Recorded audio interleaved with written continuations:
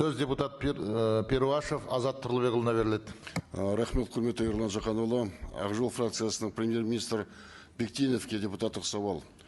Күні кеше ғана 5 наурызда 20 ғасырдың басындағы қазақтың нағыз ұлт көсемі, Алаш Республикасының негізін қалаушысы және басшысы, Қазақстанның қазіргі мемлекеттілігінің хабаршысы Алихан Бөкейханның туған күні өтті. Бұл күні ресми мереке болмаса да, мыңдаған ұлтжанды азаматтар, оның ішінде Ақ Жол партиясының мүшелері де бір-біріне осы датаға арналған құттықтаулар жіберіп жатты.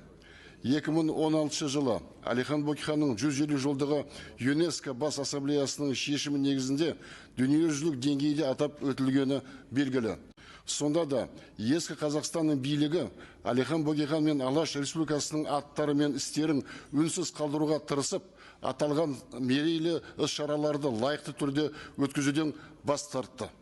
Сонымен қатар 2019 жылға дейін Ақ Жол фракциясының Алаш жөніндегі сауалдарымыз жариялаған сайын жоғарыдан осы тақырыпты көтеруді тоқтату талаптары орын алған болатын. Тек жаңа заман басталғалы Алаш тақырыбы мен Алаш арыстарының ерлігі ресми деңгейде мойындалып, қолдауға ие болды.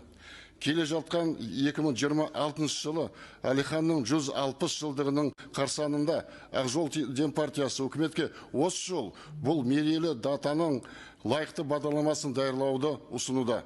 Біздің ойымызша, сол бағдарламада республика тәуелсіздігінің, заманауи қазақ мемлекеттілігінің, жер тұтастығының тарихи тамыры мен өзектілігін насихаттауымыз қажет.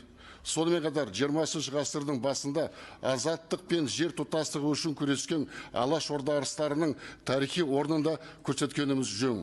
Осыған қоса Алаш ғылыми зерттеу институтының ұсыныстарын жіберудеміз. Құрметпен Ақ Жол фракциясының депутаттары Перуашев, Еспаева, Иса, Барлыбаев, Садықов, Бейсебаев. Рахмет.